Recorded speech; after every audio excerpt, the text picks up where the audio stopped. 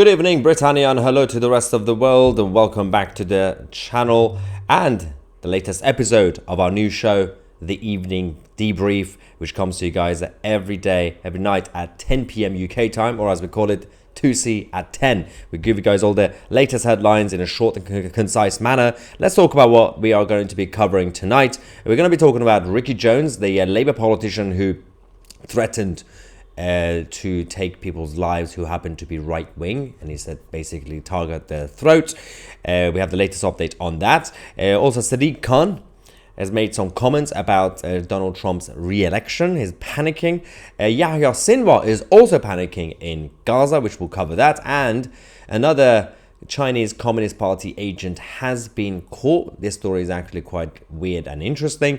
And another lockdown threat is the latest update on what's going on with Mpox. Now, let's start with Ricky Jones.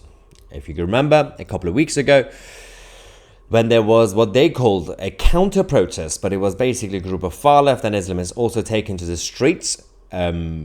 One of them was Ricky Jones, the Labour politician, local councillor, who's been suspended now, and he was arrested. We are still waiting for him to actually be appeared in front of court and get a sentencing. That's not happening yet. The Metropolitan Police have now confirmed the delay for at least another 2 weeks.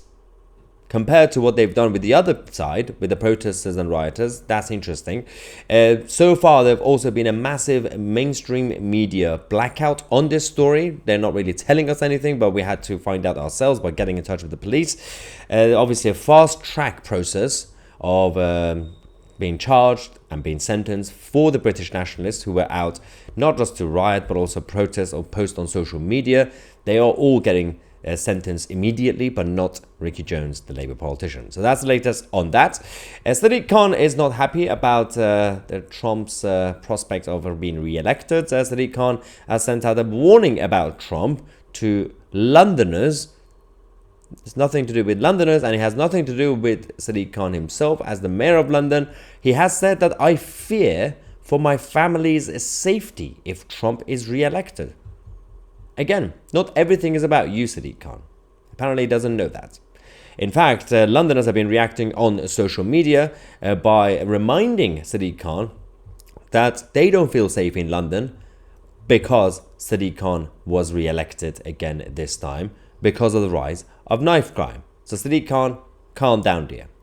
Next story is about Gaza and Yahya Sinwar, the new official leader of Hamas, who has now come out to insist that any new deal with Israel will have to include his safety. Absolutely fascinating that the Islamist leaders preach to their minions and their soldiers and their thugs that it's very honorable to become a martyr because you will get your 72 virgin goats, but also it's a good cause, but they themselves actually fear death. So Yahya Sinwar wants to make sure he's safe.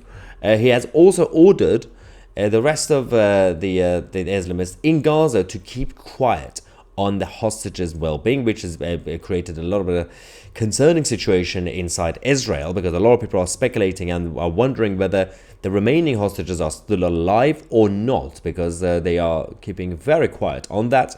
Meanwhile, the Qataris have decided to visit Iran in the middle of this ongoing threat, or as we can probably say, bluff coming from the Iranian regime that they keep saying within the next 24 hours we'll be attacking Israel. We're wondering whether that's to stall the situation to find out if they can do a deal with the Israelis or not. Now, speaking of the enemy, let's talk about China. Another CCP agent has been caught. This one is absolutely fascinating because he was supposed to be anti-CCP. Tang Yangjun is a 67 years old, and he's a former Chinese democracy activist. So one of the good ones, apparently, who actually fled to Taiwan and then later got asylum in the United States, has now been charged with spying for China. Tang acted as an illegal agent for China's Military of State Security between 2018 and 2023, and he allegedly provided information on US-based Chinese dissidents and democracy activists, and also lied to the FBI about his contacts with Chinese intelligence. Of course, the FBI people found out that he's lying, and now he's in trouble. So obviously we're going to find out how deep this actual scandal goes, because this is a little bit of an embarrassing situation for the American establishment. Now, lockdown threats. A few days ago we reported about all these speculations and rumors coming from the World Health Organization about Mpox or monkeypox. Obviously they changed the name because it was controversial. Thailand has now confirmed its first case of the new variant. 14,000 cases and 511 deaths have been recorded in the Democratic Republic of the Congo. And Keir Starmer has also pledged a £3.1 million package to help contain the spread globally. So that money is not being spent in this country. It's actually being spent around the world in the name of a foreign aid.